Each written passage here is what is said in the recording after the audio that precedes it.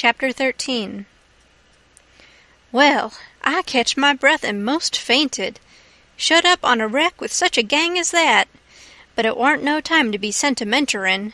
We'd got to find that boat now, had to have it for ourselves. So we went a-quakin' and shakin' down the starboard side, and slow work it was, too. Seemed a week before we got to the stern. No sign of a boat. Jim said he didn't believe he could go any further. So scared he hadn't hardly any strength left, he said. But I said, come on. If we get left on this wreck, we are in a fix, sure. So on we prowled again.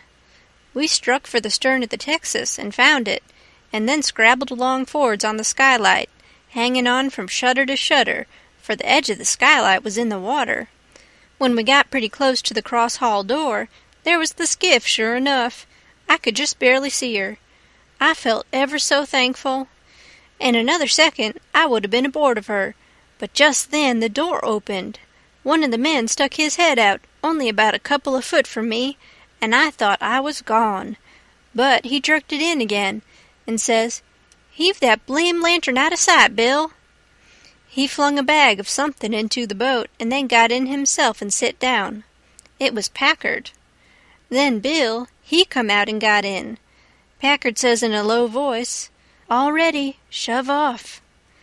I couldn't hardly hang on to the shutters, I was so weak. But Bill says, "Hold on. Did you go through him?" "No, didn't you?" "No. So he's got his share of the cash yet." "Well, then come along. No use to take truck and leave money." "Say, won't he be suspicious what we're up to?"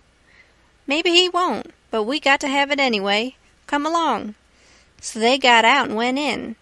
The door slammed to because it was on the careened side, and in a half-second I was in the boat, and Jim come tumbling after me.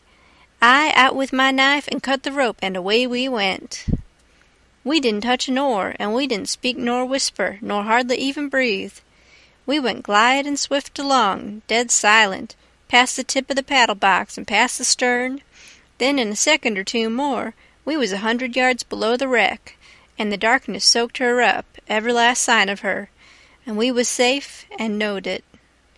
When we was 300 or 400 yards downstream, we see the lantern show like a little spark at the Texas door for a second, and we knowed by that the rascals had missed their boat, and was beginning to understand that they was in just as much trouble now as Jim Turner was. Then Jim manned the oars, and we took out after our raft. Now was the first time that I begun to worry about the men. I reckon I hadn't had time to before. I begun to think how dreadful it was, even for murderers, to be in such a fix. I says to myself, there ain't no telling but I might come to be a murderer myself yet, and then how would I like it? So I says to Jim, the first light we see we'll land 100 yards below it or above it, in a place where it's a good hiding place for you and the skiff, and then I'll go and fix up some kind of a yarn and get somebody to go for that gang and get them out of their scrape so they can be hung when their time comes. But that idea was a failure, for pretty soon it begun to storm again, and this time worse than ever. The rain poured down and never a light showed. Everybody in bed, I reckon. We boomed along down the river, watching for lights and watching for our raft. After a long time the rain let up, but the clouds stayed, and the lightning kept whimpering, and by a flash showed us a black thing ahead, floating, and we made for it. It was the raft, and mighty glad was we to get aboard of it again. We seen a light now away down to the right on shore, so I said I would go for it. The skiff was half full of plunder which that gang had stole there on the wreck. We hustled it onto the raft in a pile, and I told Jim to float along down and show a light when he judged he had gone about 2 mile, and keep it burning till I come. Then I manned my oars and shoved for the light. As I got down towards it 3 or 4 more showed, up on a hillside.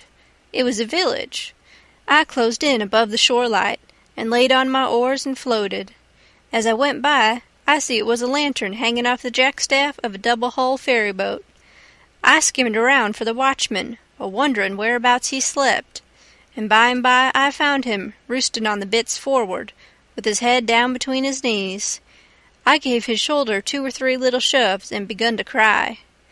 He stirred up in a kind of a startlish way, but when he see it was only me, he took a good gap and stretch, and then he says, "Hullo, what's up? Don't cry, bub. What's the trouble?" I says, "Pap, and Mam, and Sis, and—" Then I broke down. He says, "Oh, dang it now, don't take on so. We all has to have our troubles, and this'n'll come out all right. What's the matter with 'em?" They're... Are you the watchman of the boat?" "Yes," he says, kind of pretty well satisfied like. "I'm the captain and the owner, and the mate and the pilot, and watchman and head deckhand, and sometimes I'm the freight and passengers.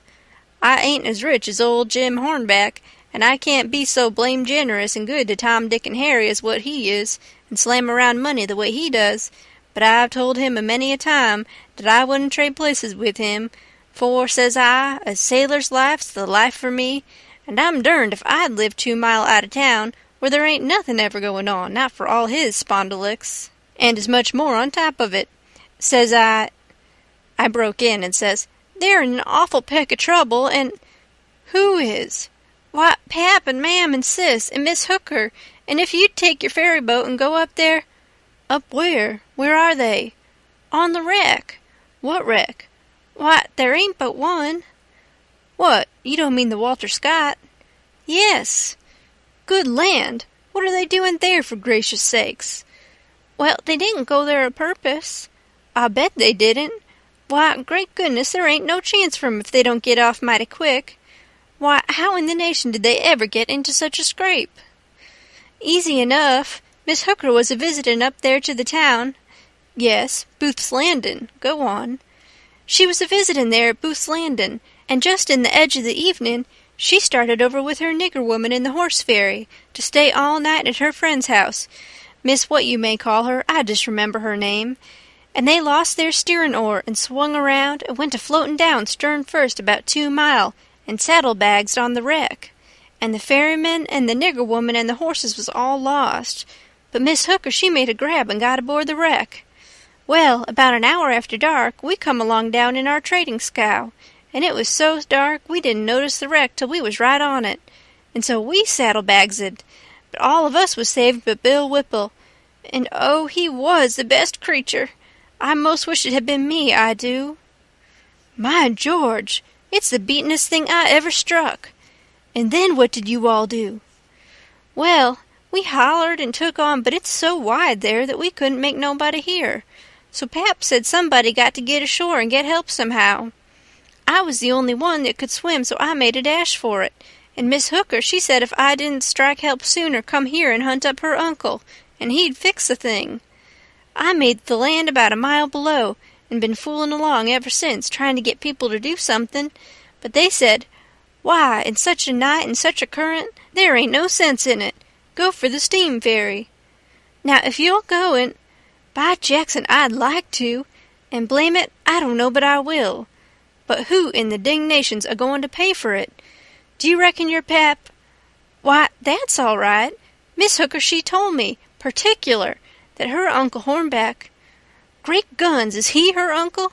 Looky here, you break for that light over yonder way, and turn out west when you get there, and about a quarter of a mile out you'll come to the tavern. Tell him to dart you out to Jim Hornback's, and he'll foot the bill. And don't you fool around any, because he'll want to know the news. Tell him I'll have his niece all safe before he can get to town. Hump yourself now, I'm a-going up around the corner here to roust out my engineer."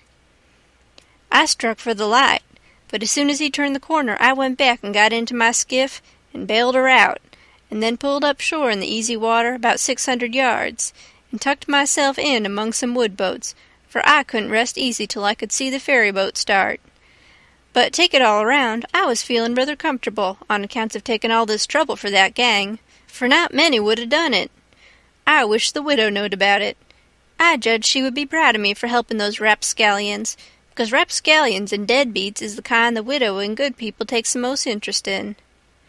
Well, before long here comes the wreck, dim and dusky sliding along down. A kind of cold shiver went through me, and then I struck out for her.